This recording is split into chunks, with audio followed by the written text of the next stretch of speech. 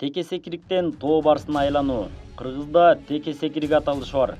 Бул сөз кайра куруу жылдарынан эгемен элдин ушул кезге чейинки экономикалык жагдайына лакап болуп калган. Ар бир келген бийлик өзүн өзү теке секирик жасаганын мамлекеттик медиалардан айгайлап жар салып келген.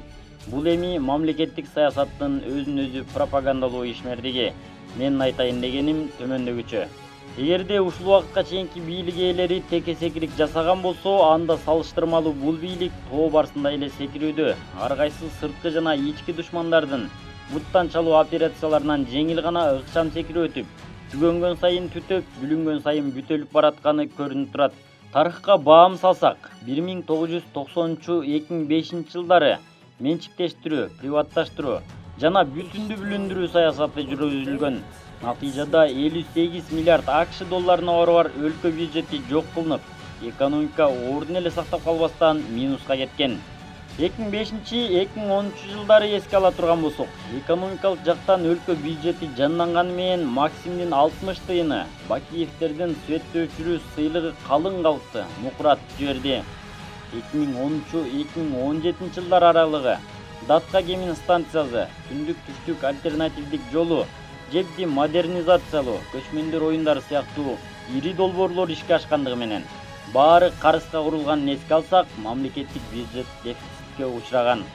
Ошондой эле 2017-2020 жылдары оңго бассаң атың өлөт, солго бассаң арабасын ат демекчи мамлекеттик ири долбоорлор бүтмөк тургай башталууга жетишпеди. Эми жаңы тарыхтын башаты, Жапаровдордун арманы, бузуклар жалпак деп тергеген акыл акемдин дарманы, Ташиевдин айгайы тууралуу кеп козгойлу. Алгачкы кадамдар мамлекеттик системага салуу, ички сырткы саясатты иретке келтирүү, мамилелерди бекемдөөдөн башталды. Бизнесте операционка деп аталчу бул ишти иретке келтирүү бир кыйла кыйнады. Кантсе да тоо бүркүтү сыяктуу көзү жетик, ою тетик Садыр Жапаров менен уйган алтындай салмактуу Ташиевтер өз командасына бир баш жакшы, эки баш андан жакшы демекчи дагы бир Жапаровду кошсо, артынан эркиндик деп жар салган Европанын ысыгына күйүп, суугуна тоңгон эл аралык мамиленин мандеминен маанисине чейин билген Жолдубаевди жогорулатып, жоргосун көрүп, жонуна чоң бир милдетти жүктөдү. Муну менен мамлекет экономикада, күч түзүмдөрүндө жана эл аралык мамилелерде өз ээлерин таап, билек түрүнө ишке киришти. Натыйжада ИДПнын көлөмү триллиондон ашса, күч түзүмдөрү учкучсуз учактар, ар кандай абадан жана жерден коргонуучу зениттик ракеталар жана темир чоппутту коргонуучу унаалар менен коргонуп, тышкы саясатта өз мамилелерин бекемдөөгө жетишти.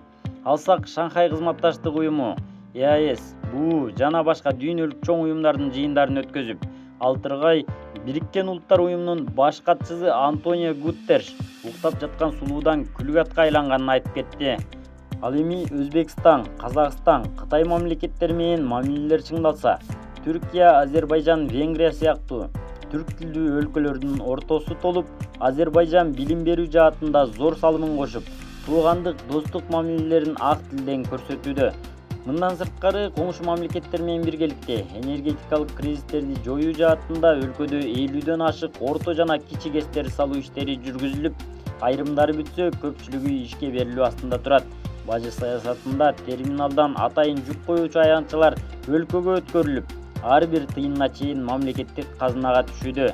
Ал эми криминалга каршы күрөш кандай жүргүзүлүп жатканы баарыбызга маалым.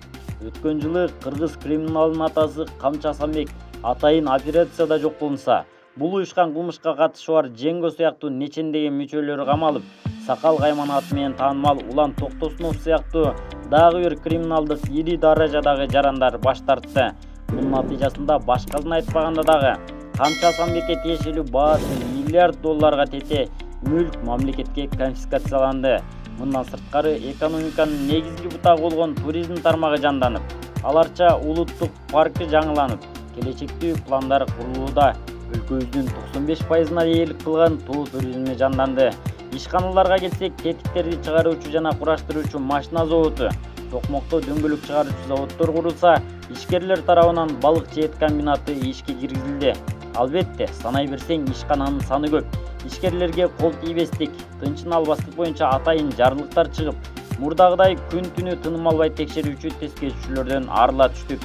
Ошондой эле кылым долбоору Кытай, Кыргызстан, Өзбекстан темир жолу курулуп баштаса, өлкө ичиндеги темир жолдордо, ички жолдорду курууда өз күчүбүз менен жаңыдан жолдор курулууда. Бул нерсе өлкөнүн өнүгүү көрсөткүчү эмне.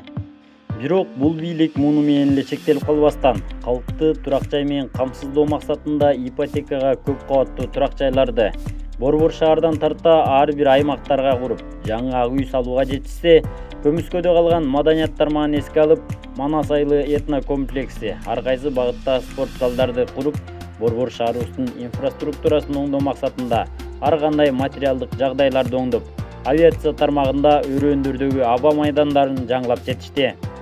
Бул тууралуу өкмөт Нарын, Талас, Кербен шаарларында каттам 27 сентябрдан тарта жүргүзүлөөрүн айтып өттү. Ал эми УКМКнын имараттары, ИИМдин имараттары жаңыланганы бул башка кеп. Коррупцияга каршы күрөштүн натыйжасында казынага миллиардтар түшүү менен министрлерден тарта майда чабактарга чейин иш катуу каралып, тартипке түшкөнү байкалат. Бул жагынан өлкө өз жолуна түштү.